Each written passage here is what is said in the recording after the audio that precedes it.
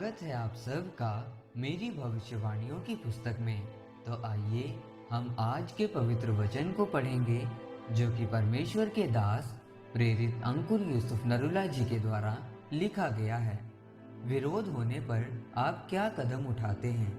जैसा कि प्रेरितों के काम अध्याय 14 उसकी 5 से 7 आयत में लिखा है, परंतु जब अन्य जाति और यहूदी उनका अपमान और उन पर पथराव करने के लिए अपने सरदारों समेत उन पर दौड़े, तो वो इस बात को जान गए और लुकोनियों के लुस्त्रा और दिर्बे नगरों में और आसपास के प्रदेशों में भाग गए और वहां सुसमाचार सुनाने लगे।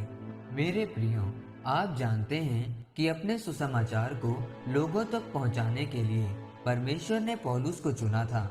मेरे प्रियो, आप जानते हैं कि अपने सुसमाचार को लोगों तक पहुंचाने के लिए परमेश्वर ने पौलुस को चुना था, परंतु पौलुस को भी ये काम करने के लिए सहायक की जरूरत पड़ी।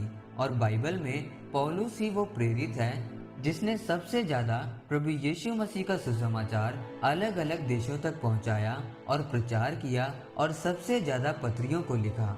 लेकिन अपनी इस ईश्वरीय बुलाहट को पूरा करने के लिए पौलुस को भी कुछ फैसले और कुछ कदम उठाने पड़े। जब हम बाइबल में प्रेरितों के काम 14 अध्याय में पौलुस के बारे में पढ़ते हैं तो लिखा है कि जब पौलुस इकुनियुम में परमेश्वर के बारे में प्रचार कर रहा था तो यहूदी लोगों ने अन्य जाति लोगों के मन उसके खिलाफ उकसाए और उनमें कटुता भर दी। वहाँ पर बहुत बड़े काम हुए, चमत्कार हुए, लेकिन कुछ लोगों ने उसका विरोध किया और उस पर पथराव किया।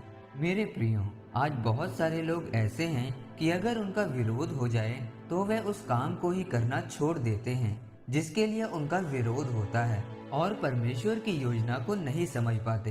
अगर पौलुस का उस समय विरोध ना हुआ होता तो वह कभी लुस्त्रा दिर्बे में परमेश्वर के काम को ना कर पाता और ना ही फिर वो परमेश्वर के सुसमाचार को अन्य जगहों पर पहुंचा पाता। लेकिन वह इतने विरोध, सताव और दबाव के नीचे से निकला और उसके कदम भी पीछे नहीं हटे।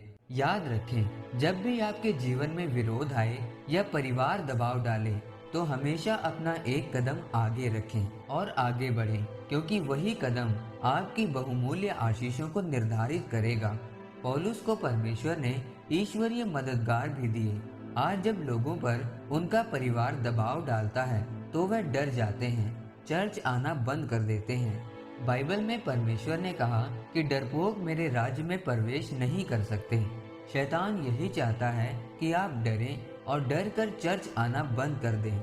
अगर आप परमेश्वर की मर्जी को अपने जीवन में पूरी करना चाहते हैं तो आपको अपने जीवन में कुछ कदम, कुछ फैसले लेने पड़ेंगे। इसीलिए मेरे प्रियो, विरोध, सताव और दबाव के बाद भी आपको शैतान की तरफ नहीं, यानी पीछे की तरफ नहीं, बल्कि परमेश्वर की ओर अपने कदम बढ़ाने हैं।